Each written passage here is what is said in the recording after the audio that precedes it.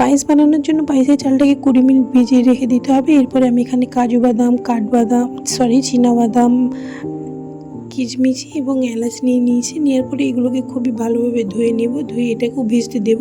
এরপরে আমি যে চালটা ভেজে রেখেছিলাম ওটা দেখলাম যে ভিজে গেছে, তাই খুবই ভালোভাবে কষলে ধুয়ে নিতে হবে, যাতে এই যে সাদা পানিটা যতক্ষণ না একটা ফরিদ পানি আসে। তো আমি ধুইতে অনেকবারই ধুয়েছি, তারপরে দেখলাম যে সুন্দর একটা পানি, তখন একটা পানি আসছে। এরপরে এটাকে আমি প্রেশার কুকারে সেদ্ধ করতেছি, কারণ প্রেশার কুকারে খুবই জলদি ভাতটা হয়ে যায়, তা না হলে কড়াতে যদি আপনি করেন খুবই টাইম লাগে।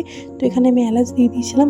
এরপরে যে বাদামগুলো ভেজে রেখেছিলাম ওগুলোকে হালকা করে বেটে নিচ্ছি ব্লেন্ডারে, একটু দানা দানা রেখেছি যাতে মুখে পড়ে।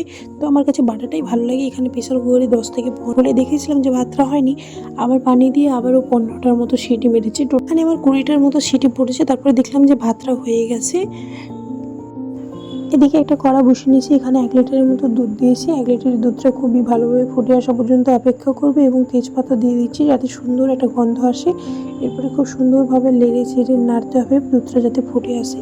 ফুটে আসলে আমি এখানে দিয়ে দেবো চিনি পরিমাণ মতো। আমরা একটু মিষ্টি কম খাই, তোমরা যদি মিষ্টি বেশি খেতে চাও মিষ্টি বেশি দেবে, আমরা কম খাই এই জন্য আমি কম করে দিচ্ছি। খুবই সুন্দরভাবে নেড়ে নেওয়ার পরে আমি এখানে একটু লবণ দিচ্ছি, কারণ মিষ্টিতে একটু লবণ না হলে ভালো লাগে না। এরপরে যে বাদামগুলো মিক্সচারে বেটে রেখেছিলাম ওগুলো দিয়ে দিচ্ছি। এরপরে খুবই ভালোভাবে ফুটিয়ে নিতে হবে। যত ভালোভাবে ফোটাবে, যত দুধের গ্যাসটা চলে যাবে, খেতে কিন্তু আরও ভালো হবে। তো আমি এখানে দেখলাম যে দুধটা খুবই সুন্দরভাবে ফুটে এসেছে। আর এদিকে আমি আপনাদেরকে দেখাচ্ছি ভাতটাও খুবই সুন্দরভাবে হয়েছে। আমি একটু ডালকাটা দিয়ে ঘেটে দিয়েছিলাম যাতে ভাতটা আরও ঘাটা হয়ে যায়। এই যে ঘেটে দিচ্ছি।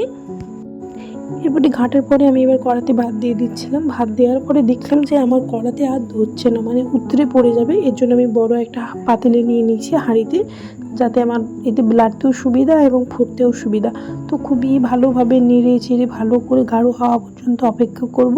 এরপরে লাস্টে উপর থেকে আরও যাতে একটু স্বাদ পাওয়া যায় এর জন্য দিয়ে দিলাম গুঁড়া দুধ 1 কাপ গুলিয়ে খুবই ভালোভাবে দিয়ে এটাকে খুবই ভালোভাবে নাড়াতে হবে। এখানে নাড়াচাড়া করার পরে দেখলাম যে হয়ে গেছে এবং আমি একটু বাটিতে তুলে খাচ্ছিলাম যে মিষ্টি নুন ফুন ঠিক আছে কিনা। দেখলাম যে পুরো পারফেক্ট। আমার মতো আপনারা একবার হলেও বানিয়ে দেখবেন। ভালো লাগলে ভিডিওটাকে লাইক করবেন।